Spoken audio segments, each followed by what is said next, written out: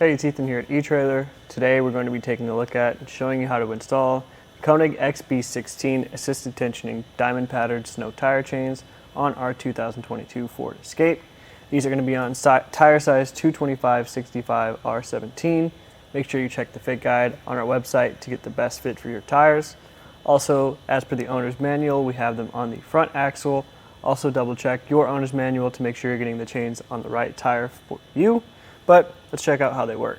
If you live in an area that gets a decent amount of pretty severe weather pretty frequently, maybe some moderate snow and some light ice again pretty often, these chains are going to be a great option for you.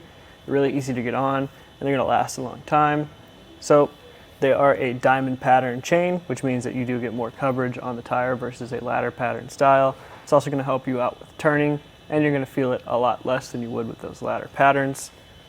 The links are low profile, but they're still big enough, and they're square, so they're going to bite into that snow and that light ice that I mentioned, and they're going to get a decent amount of traction that way.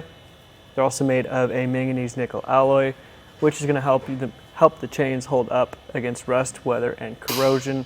They're going to be around longer than a low carbon steel chain would.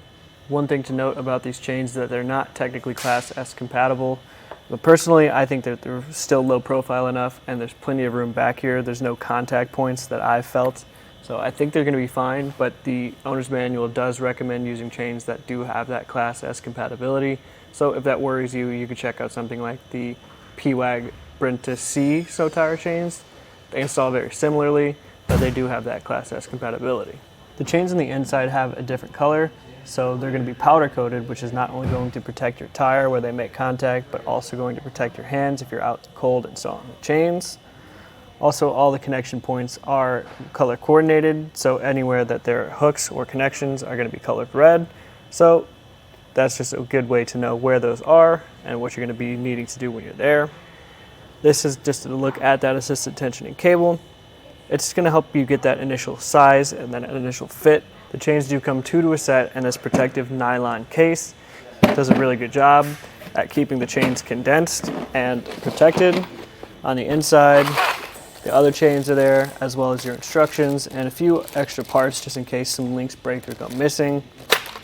And there's a little hook and loop patch on the back, so if your upholstery in your car has that ability for this to stick to it in the back maybe, or wherever you're storing it, it won't slide around as easily. So it does a good job again at keeping those chains secure, keeping the weather out, and keeping everything low profile. As far as the installation goes of these chains, it's one of the best parts about them. They're really easy to get on, and you can check out how we did that right now. First thing we like to do is to lay the chains out flat. We just want to make sure that nothing is caught up or twisted or tangled together, especially with this really long assisted tensioning cable. It does tend to get hooked and locked around things pretty easily, so make sure that that's out. Make sure we have this gap here where the tire is going to go, and make sure the chains are facing the right way. To do that, we use these hoops at the end of each set of links. If this flat side is facing up, it's facing the right way. We just want to make sure that the flat side is making contact with the tread of our tires, not these hooks on the other end. So if we have it like that, we're good to go. Now I'm going to feed 1/2 around the back side of the tire. You can do whichever one you want. I just prefer to do the side without that assisted tensioning cable because it is really long and does tend to get stuck on this side of the tire. So we'll do that, try to recreate that gap that we had established for ourselves at the beginning. Pull everything through just to make our lives a little bit easier. Just grab the stud side and the side on the other end with that catch plate, and we'll feed them up and around the back of our tire, and then we'll come right up here and we'll just fit that stud right in through there. After that, we just want to drape the chains around the tire. We'll make our next connection right here with this loose red link, fit it into this red hook just like that, even things out again. Then we'll come down to the bottom here. Here's where we'll use that assisted tensioning cable.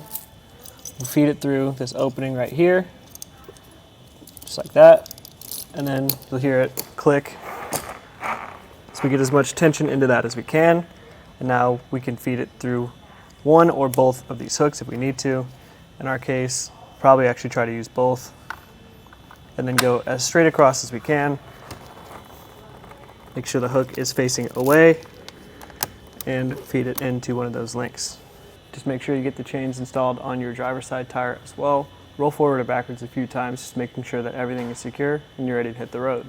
This again was just a quick look at the Konig XB16 assisted tensioning diamond pattern snow tire chains on our 2022 Ford Escape.